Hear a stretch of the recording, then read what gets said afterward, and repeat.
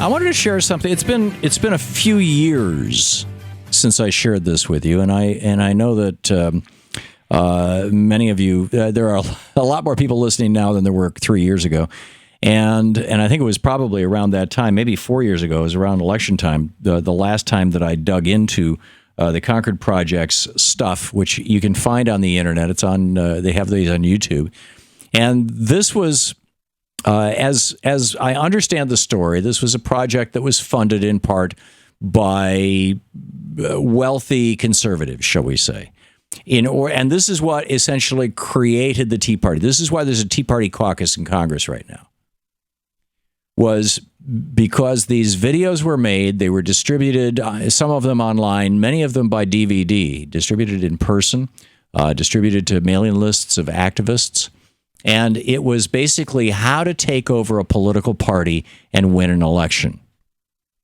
And there's some really important content here that I wanted to share with you. This is from the Concord Project, and it's fascinating. I'm going to play some excerpts. Like I said, if you want to find the whole thing, just go into YouTube and plug in Concord Project, and I'm guessing you'll find they've got maybe a dozen of these videos that explain basically how do you take over a political party.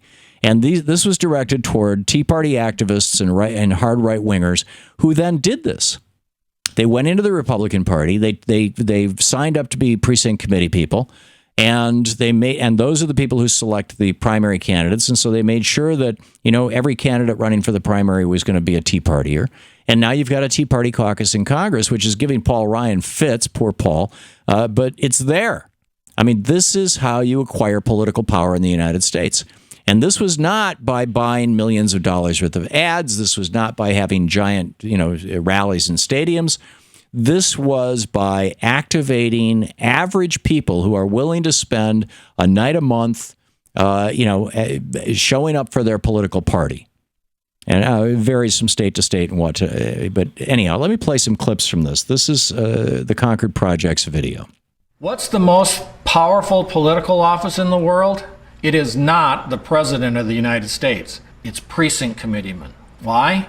There's three main reasons. First, because precinct committeemen and only precinct committeemen get to elect the leaders of the political parties. If you want to elect the leadership of one of the two major political parties in this country, then you have to become a precinct committeeman.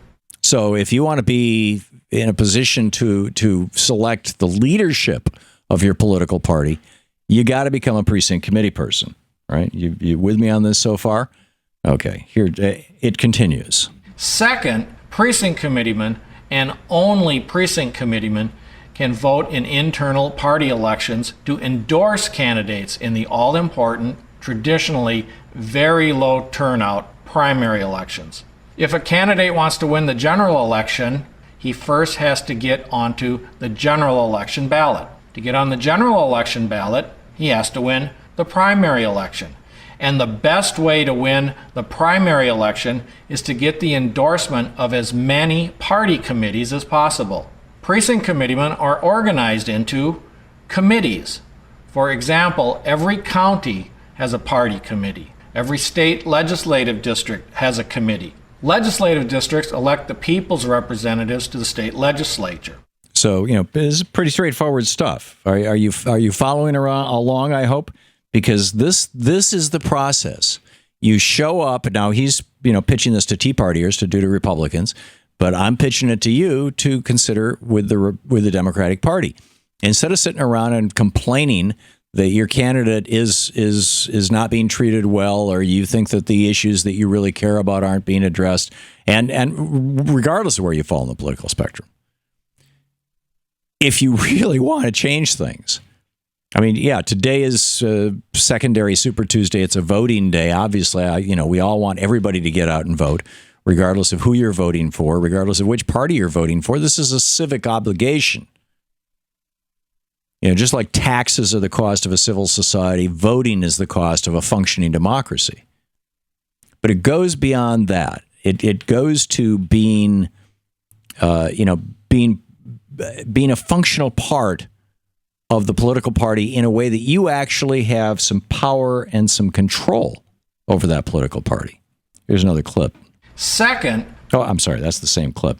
Here's another clip. Now, the third reason you want to become a precinct committeeman is because in some states, when a vacancy occurs in a state legislator office, precinct committeemen and only precinct committeemen, not registered voters, get to nominate 3 nominees to fill the vacancy. The County Board of Supervisors then select the replacement. If, under a system like this, a majority of the precinct committeemen are conservatives, then all 3 nominees will be conservatives and the eventually selected replacement will be a conservative. That's real political power. See, he's explaining how to game the system.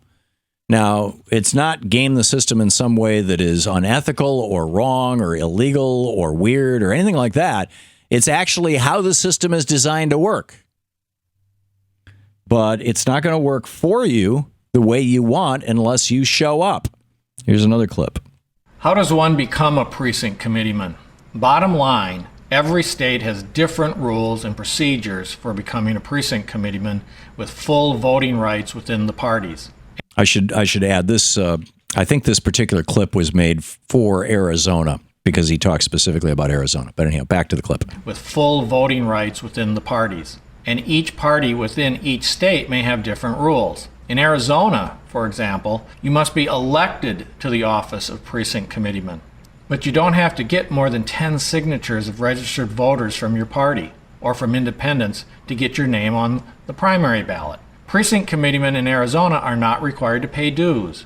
Ohio's system is similar to Arizona's. Other states require dues and require precinct committeemen attend meetings and sign pledges to support the party's candidates. Arizona's system does not require meeting attendance. So, in other words, find out from your local party, your local state political party, how does it work? What's involved in becoming a precinct committee person? And here's a final clip from this is from the Concord Project. And I think we mislabeled it early on the TV screen, but this is the Concord Project. So how do you find out how it works in your state? The best way is to contact your state or county political party organization and find out where your local party committee meets. Get on the internet and find it. Use the phone book. Call information. Then contact your party organization and find out when and where they meet. Then go to the meeting and ask how one becomes a voting member of the party. Take other conservatives with you. Be persistent. Don't be bashful. And before you go, you may want to get on the internet and see how much information already exists about how things are done in your state. It's pretty straightforward stuff. In fact, it's very straightforward stuff and not rocket science. But most people don't know it. Most people don't know how it works, and the Concord Project did a great job of educating Tea Partiers as to how to take over the Republican Party, and they succeeded. So, we don't have a liberal equivalent of the Concord Project, or, maybe, I don't know, maybe Move On wants to adopt this as a project or something, but I'm here to tell you that rather than complaining, today, if you're in a state where a vote is being held, be sure to get out and vote. But more importantly, this is a long game. And true political change only comes, Bernie talks about his political revolution, but there's a lot of truth to that. And it's not just getting in the streets. It's getting inside the party. In fact, I would say in his case, the first part of that political revolution was saying, okay, I'm a Democrat now. And this is what we have to be doing, in my opinion, is becoming part of the system so that we can change the system. This is the Thom Hartmann Program. And this whole meme of, I don't like it, it's all corrupt, and it's Tweedledum and Tweedledum, it's nonsense. You can change it. You can be an agent of change. To watch more clips from our programs, hit the Watch More Videos button over here. And please be sure to hit the handy-dandy subscribe button so you'll always be up to date. Tag, you're it.